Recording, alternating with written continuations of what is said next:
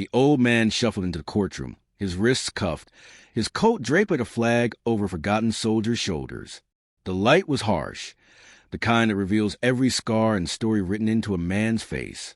He kept his eyes down, lips trembling as the clerk asked softly, "State your name." "Mason Walker," he answered, his voice a low rumble carrying decades of dust. "Staff Sergeant, United States Marines." A ripple passed through the courtroom, not of recognition, but of quiet pity. No one in that room could have imagined what his name carried, or what it once meant on the sands of Fallujah. Judge Emma Harris sat high on the bench, flipping through the routine paperwork. Disturbing the peace. Trespassing. Resisting arrest. Her tone was practice calm, until her eyes caught something in the file that made her hand stop mid-page. The name.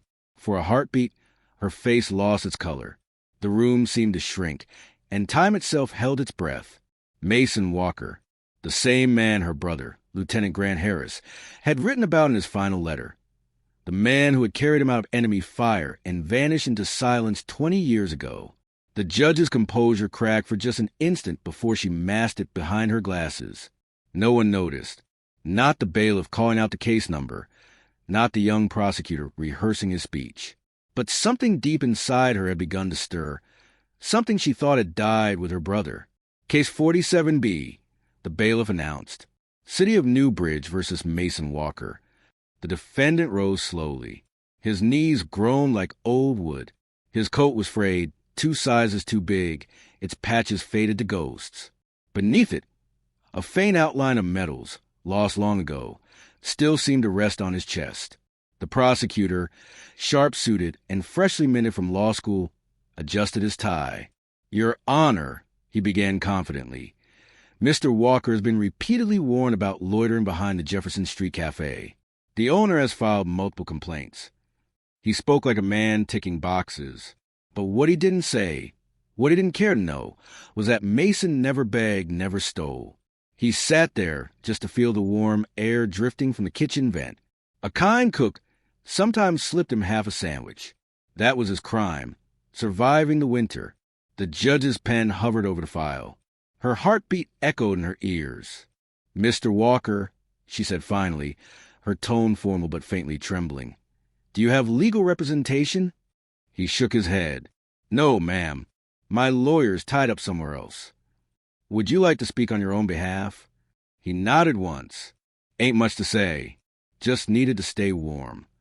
The courtroom murmured, a mix of impatience and discomfort. But Judge Harris wasn't looking at the crowd anymore. She was staring at him, at the way his shoulders still squared despite the years, at the hint of discipline that even poverty couldn't erase. "Why that location?" she pressed.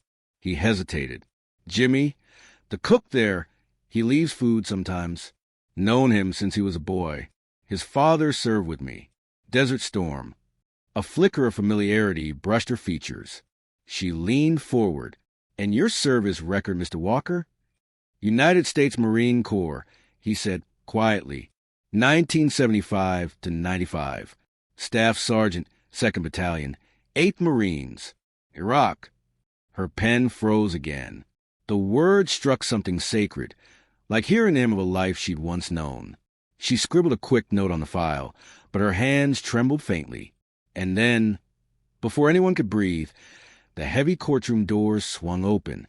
A sharply dressed man in a tailored navy suit strode in, briefcase in hand, his confidence cutting through the tension like a blade. He moved straight to the defense table, ignoring the whispers around him.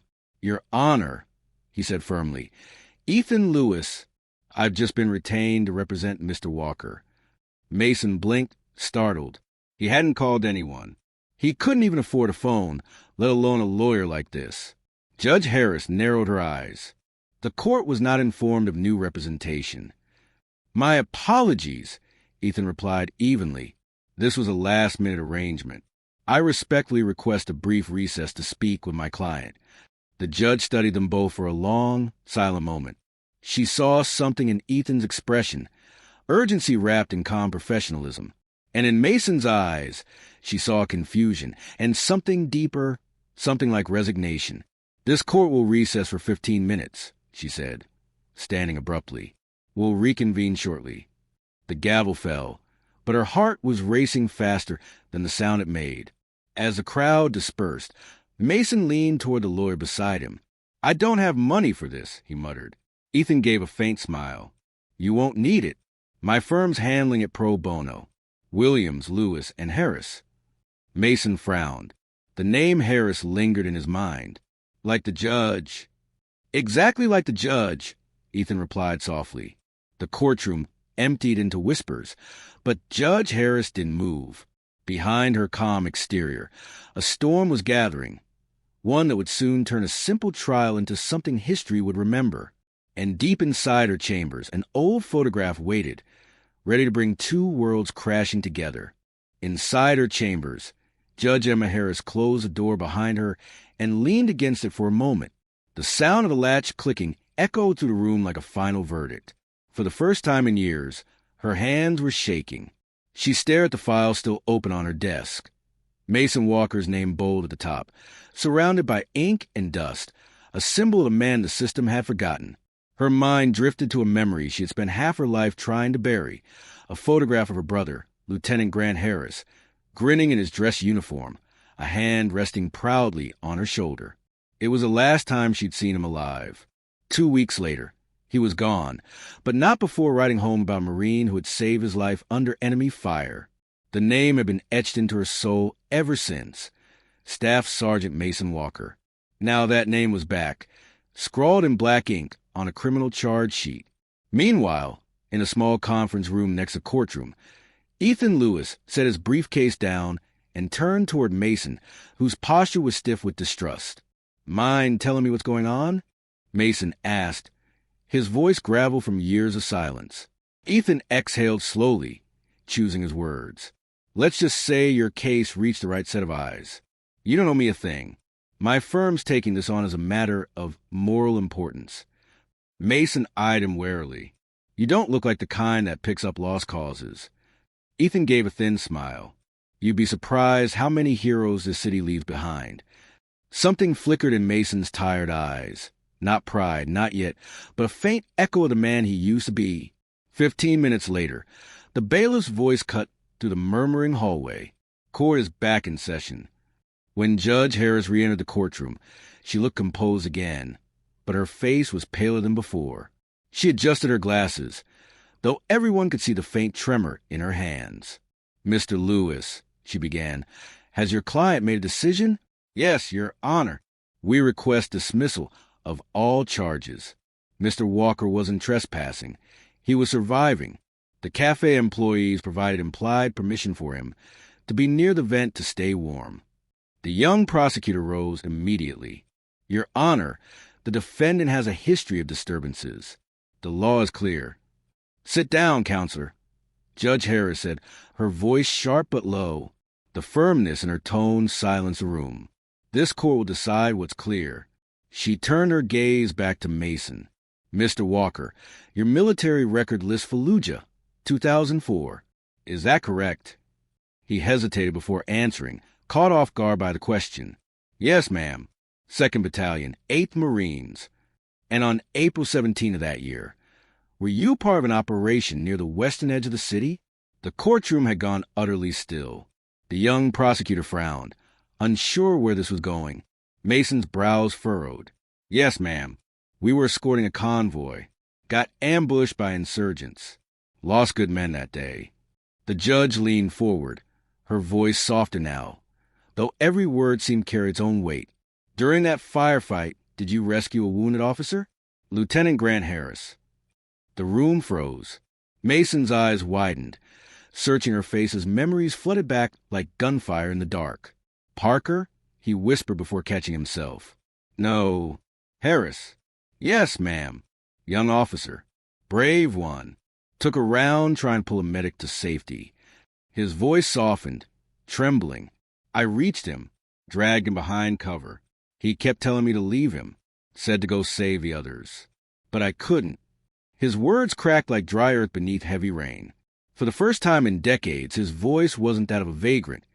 It was the voice of a Marine remembering the field. A silver-haired man in a Marine League jacket stood from the gallery, emotion breaking through his discipline. "That's him," he said loudly, pointing toward Mason. "That's Staff Sergeant Walker. I was there. He saved 6 of us that day."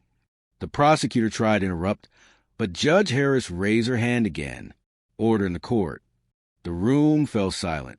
Her voice softened. "Mr. Walker," she said quietly, "when I return, there are matters far beyond this case that we need to discuss." Mason didn't understand, but something in her tone, something deeply human, told him this was no ordinary trial anymore. Judge Harris rose from her seat, her eyes locked on Mason's for the briefest moment, the kind of look that carries both pain and reverence. Then she turned and disappeared into her chambers once again. Inside, she closed the door and pressed both hands to her face, her breath unsteady. "It can't be him," she whispered. But deep down, she knew it was the Marine her brother had written about, the one she had tried to find for 2 decades. She reached into her desk drawer, retrieving the old photograph. Grant, smiling beside her, and beside him, another man, his arm bandaged, his expression calm but proud. Mason Walker. She sank into her chair, the photograph trembling in her grip. "After all these years," she murmured, tears finally slipping free, "he's still saving someone." And in that moment, Judge Emma Harris knew. This case was no longer about trespassing. It was about redemption for them both. But outside that door, a man who'd lost everything was about to learn that fate had not forgotten his name. Judge Emma Harris sat alone, her chambers dim except the glow of a desk lamp that threw soft light across the old photograph, now resting beside a stack of legal documents. For the first time in 20 years, the boundaries between her duty and her heart blurred beyond recognition. Her brother's handwriting still haunted her memory, letters filled with hope, fear, and fragment of laughter from the desert. But one stood apart, one she had memorized line by line. "If not for Staff Sergeant Walker, I wouldn't be writing this letter." Now that very name sat in her courtroom, old and worn, waiting to be sentenced by the sister of the man he once saved. A knock came. Ethan Lewis entered quietly, his Navy suit impeccable even in the fading light. But the calm on his face carried something deeper, curiosity mixed with concern. "Olivia, I mean, Your Honor," he corrected himself, catching familiarity out of habit. "What's happening here? That man out there, who is he really?" Judge Harris didn't speak immediately. She turned the photograph toward him. 2 young Marines stood shoulder to shoulder, one grinning broadly, the other, Mason Walker, steady, humble, his hand resting protectively on Grant Harris's shoulder. Ethan's brows furrowed. "That's him." She nodded. "The man who carried my brother out of Fallujah. He disappeared after the war. I tried to find him for years. They said he'd been discharged with PTSD, no address, no contact. I thought he was dead." Ethan exhaled sharply, the realization dawning on him. The homeless veteran the city keeps citing is the same man your brother called a hero. Her voice trembled. "The same man." Ethan took a step closer, lowering his voice. "Emma, you can recuse yourself. No one would question it." "No," she said quickly, shaking her head. "I've spent years upholding laws meant to protect justice. But sometimes justice forgets people like him. I won't." Her gaze hardened as she turned back to the photo. "I owe him that much. My family owes him that much." Meanwhile, in the courtroom, Mason sat alone at the defense table, the chains around his wrists faintly clinking each time he moved. His mind wasn't in that room anymore. It was somewhere far away, in a city of sand and smoke. He remembered the convoy, the screams, the burning metal. He remembered Grant Harris shouting orders even after he'd been hit. And he remembered the promise he'd made while dragging the wounded lieutenant through the dust. No Marine gets left behind. The memory flickered like an old film reel, replaying in fragments. Then the present crashed back. The cold courtroom air, the echo of the prosecutor's footsteps pacing impatiently. When Judge Harris returned, her expression was unreadable again, though her eyes were red at the edges. "Court is now in session," she announced. The prosecutor rose. "Your Honor, may I remind the court that the relevance of Mr. Walker's military service is—" "Silence," she said sharply. The command in her tone carried the authority of someone who had worn a different kind of uniform. the one sown from family sacrifice. She turned to Mason. "Mr. Walker, before I make any ruling, I need you to answer me truthfully." He nodded. "After your service, what happened?" Mason's throat tightened. "I came home, got work in construction, tried to keep busy, but the noise never stopped. Nights were worse. My wife, she tried, but it broke her too. Lost the job, lost the house. After that, the streets."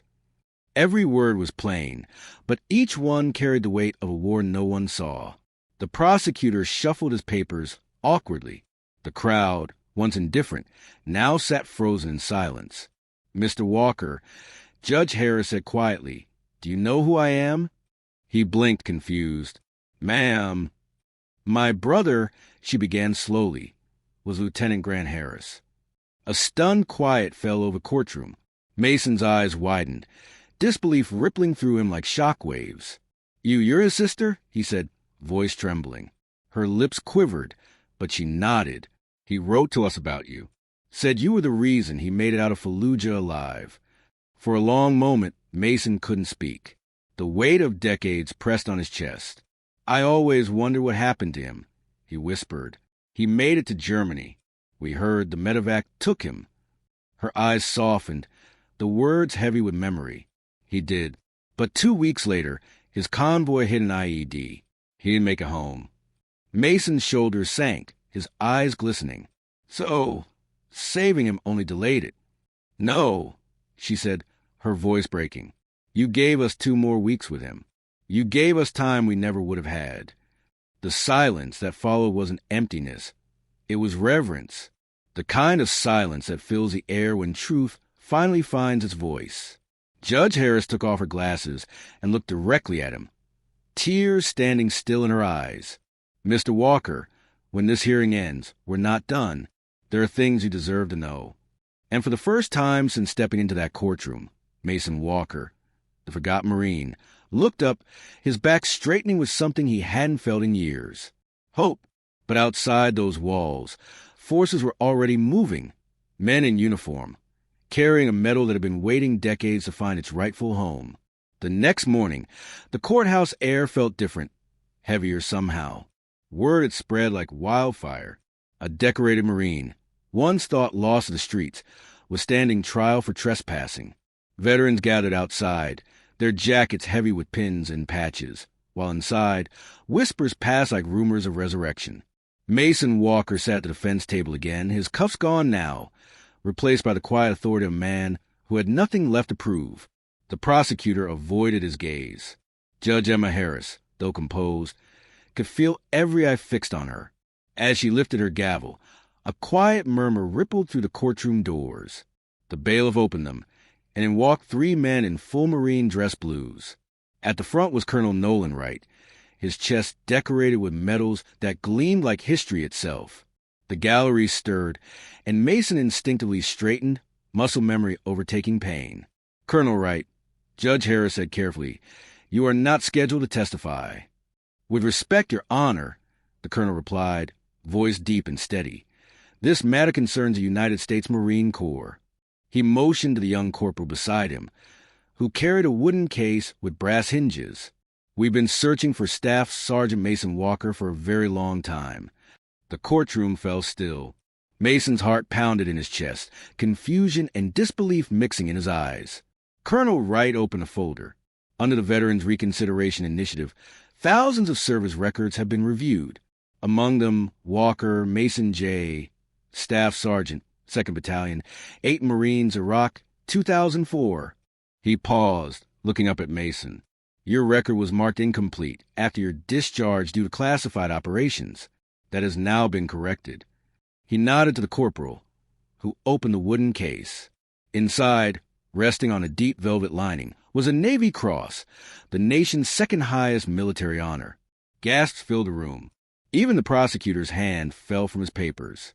By order of the Secretary of the Navy, Colonel Wright continued solemnly, "For extraordinary heroism on April 17, 2004, during combat operations near Fallujah, Iraq, the Navy Cross is hereby awarded to Staff Sergeant Mason Walker."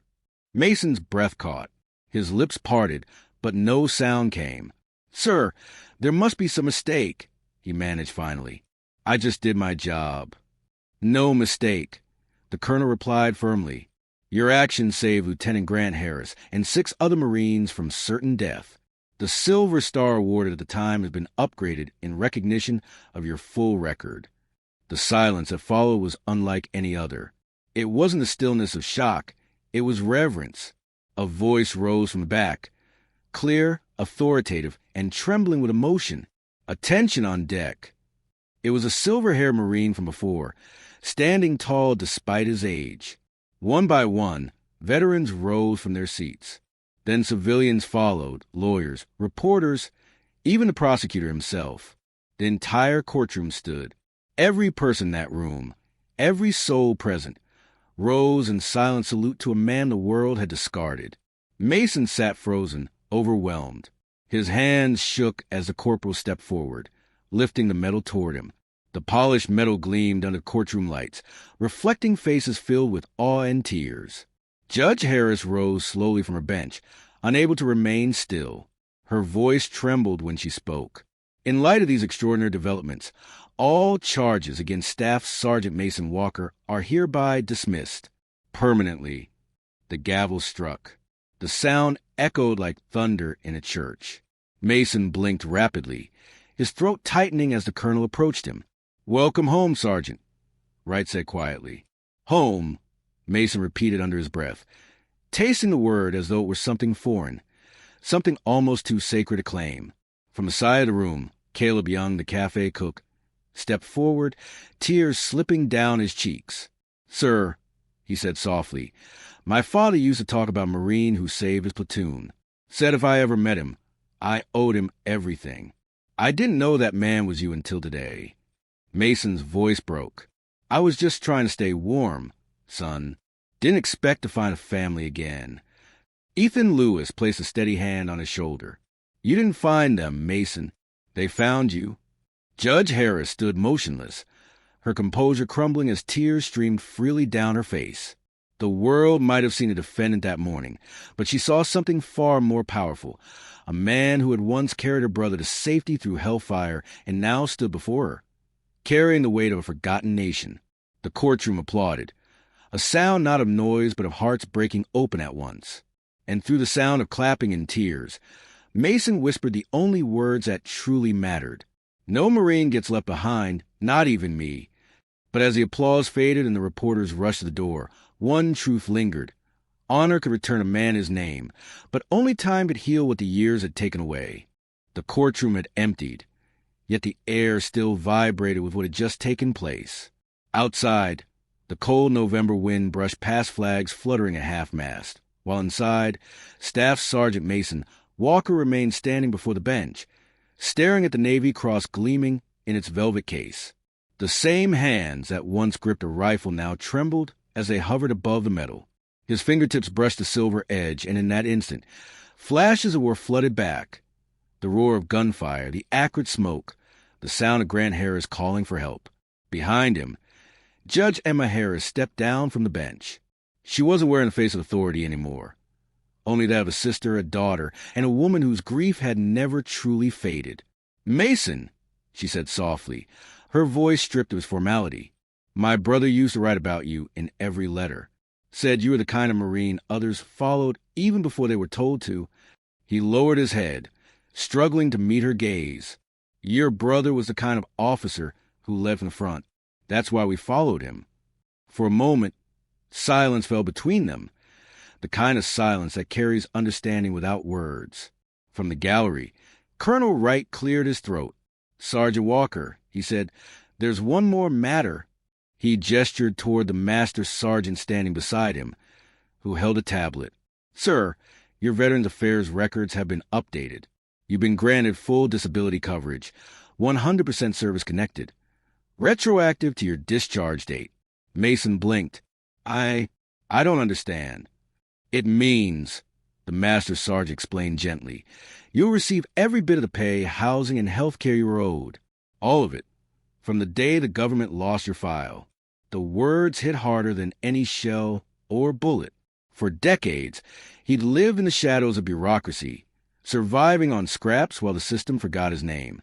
Now, for the first time, the world remembered. Ethan Lewis stepped forward. Our firm will ensure the paperwork goes through without delay. No more red tape.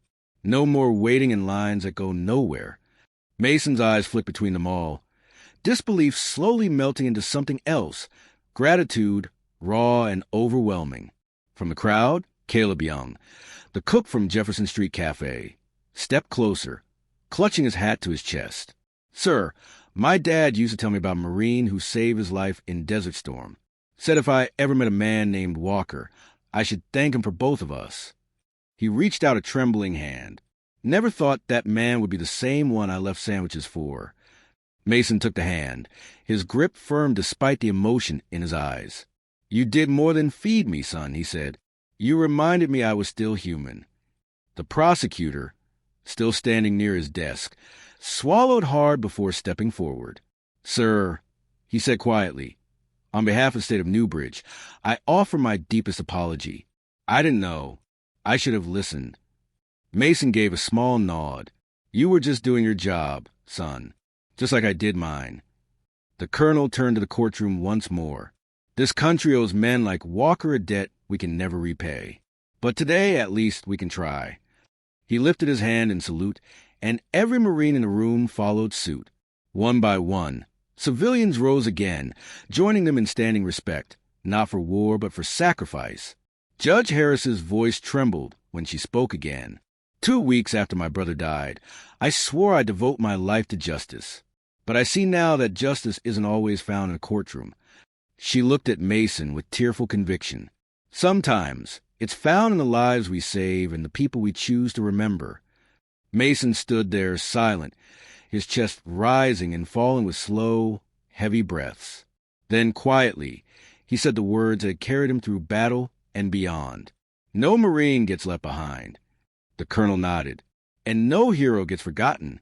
The metal in the wooden case gleamed once more, its reflection flickering like the last light of day, a reminder that even the longest darkness ends with dawn. But for Mason, the real battle was just beginning. Not on foreign soil this time, but within the walls of his own heart, where forgiveness had long been a stranger. And soon he would learn that healing can come not from medals or applause, but from a single visit at his door, holding a box full of memories he never knew still existed. 2 weeks later, the city of Newbridge woke to headlines that read like redemption. Homeless veteran receives Navy Cross. Judge reunites with brother's hero in courtroom. Mason Walker's name, once forgotten by the system, now echoed across the country, whispered in classrooms, printed on front pages, and spoken with reverence by those who'd once passed him without a glance. But Mason didn't care much for attention. The world's noise had always been louder than his comfort allowed. He was grateful, yes, but uneasy, too. Fame, even when deserved, felt foreign. He sat quietly on a park bench that morning, the same bench where he'd once spent nights counting stars and shivering under thin blankets. This time, he wore a clean jacket, the Marine Corps emblem faintly embroidered near his chest. The chill didn't bite as deeply anymore, not because of the weather, but because of something new inside him. Peace. A small crowd had gathered nearby, veterans, locals, even kids holding handmade signs that read, "Thank you, Sergeant Walker." Caleb Young stood among them, holding a steaming cup of coffee. "Never thought I'd see the day," Caleb said, sitting beside him. "You're kind of a legend now." Mason gave a faint smile. "Legends are for the ones who didn't make a home." Caleb nodded slowly. "Maybe, but sometimes legends live long enough to teach the rest of us what it means to come home." Before Mason could respond, he spotted a familiar figure approaching. Judge Emma Harris, no longer wearing her robe, just a simple coat, her hair pulled back, her eyes softer than he'd ever seen them. "Mason," she greeted, her voice warm but formal out of habit. "Ma'am, Judge," he stammered, trying to stand. She held up a hand. "Please, it's just Emma today." He smiled awkwardly. Still feels strange hearing that. She sat beside him. For a moment, neither spoke. The city hummed quietly around them. Cars passing, wind stirring the trees. But between them, it felt like time itself had slowed. I got a call from the VA this morning. She said, they confirmed your housing. Apartment's ready. You'll move in tomorrow. He nodded slowly, looking down at his worn boots. Guess I'll need to remember how to live indoors again. Emma smiled faintly. Take your time. The world can wait for you now. A pause. Then she added, You know, my brother used to say your name like it meant something more than just a person. Said Mason Walker was a force of nature. The kind of man who never gave up on anyone. Mason's jaw tightened, emotion catching in his throat. Your brother was brave, braver than most. He didn't deserve what happened. Neither did you, Emma replied gently. But you still kept your promise. You never left him behind, even after the war ended. He looked at her then, really looked. That promise wasn't just for him. It was for all of us. She nodded, eyes glistening. Then maybe now it's time to keep it for you.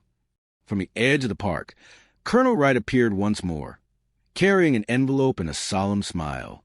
Sergeant Walker, he said, offering the papers. Official documentation from Washington. Your Navy Cross ceremony will be televised next month. Veterans Affairs wants to feature your story as part of the National Outreach Campaign. Mason chuckled softly. Never thought I'd be a recruitment poster. The colonel smiled. You're more than that, son. You're the reason some of us still believe this country can do right by its heroes. As he walked away, Mason's gaze followed him. Colonel, he called after him, you tell them at HQ, this medal ain't mine alone. It belongs to every man who never made it back. The colonel turned, saluting silently before disappearing into the crowd. Emma placed a hand over Mason's. You finally said it, she whispered. The thing my brother always believed, that no Marine gets left behind. Mason looked out toward the horizon. We keep each other alive one way or another. And for the first time in years, he smiled without pain. But even as he rose to leave, one thought lingered, something unfinished. Because while honor had been restored, something deeper still waited in the quiet. Closure. And when a knock came at his door the following week, a knock carrying the weight of old memories in a box full of letters, Mason would finally face the one truth he'd avoided his entire life. The apartment was small, a single bedroom with sunlight spilling gently through the curtains, painting the faded walls in gold. It smelled faintly of new beginnings. Mason Walker stood before the mirror, adjusting his shirt collar, his reflection still foreign to him. It had been years since he'd seen himself without the shadows of the streets. On the wall behind him hung a new frame, the Navy Cross, centered between two Purple Hearts and a set of campaign ribbons that Ethan Lewis had painstakingly tracked down and restored. They gleamed quietly, not as symbols of glory, but of endurance. There was a knock at the door, soft, measured, familiar. When he opened it, Judge Emma Harris stood there, no robe, no gavel, just a woman holding a small wooden box. May I come in, Sergeant Walker? She asked gently. He smiled faintly. Just Mason, please. Then it's just Emma, she said, stepping inside. They sat across from each other in a modest living room, sunlight brushing their faces. For a long time, neither spoke. There was nothing left to prove, only the silence between two people bound by fate. I brought something, Emma said finally, opening the box in her lap. Inside was a bundle of yellowed letters, tied together with a fraying ribbon. They're for my brother. He wrote home every week from Iraq. I thought you might want to see one. Her hands trembled slightly as she handed him the top letter. Mason took it carefully, unfolding the brittle paper as if it might vanish in his hands. The handwriting was unmistakable, Grant Harris's, strong and deliberate. Mom, Dad, Mason read aloud, voice thick. Don't worry about the news. I'm safe, thanks to one of our NCOs. Staff Sergeant Walker did something yesterday I still can't believe.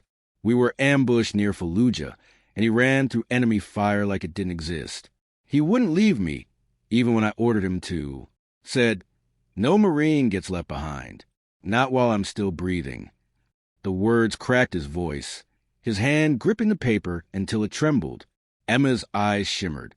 He mentioned you in every letter after that, she whispered. Said you were the kind of Marine he wanted to be, the kind he hoped the Corps would never forget. Mason blinked hard, trying to steady himself. He was a good man, the kind of officer every Marine deserves. I still hear his voice sometimes. Emma's lips quivered into a smile. After he died, I made a promise. I wanted to build something that would help people like him. Like you. That's why I started the Veterans Court program. I thought I was saving others, but I think maybe I was just trying to find you. He looked at her, surprised. You did find me, he said softly, and you gave me something I didn't know I was missing. What's that? She asked. A place to belong again. She looked around his apartment. The medals, the folded flag, the letters, then nodded. He would have been proud of you, Mason. He smiled faintly, eyes glistening. No, he'd be proud of you. Outside, snow began to fall the first of the season.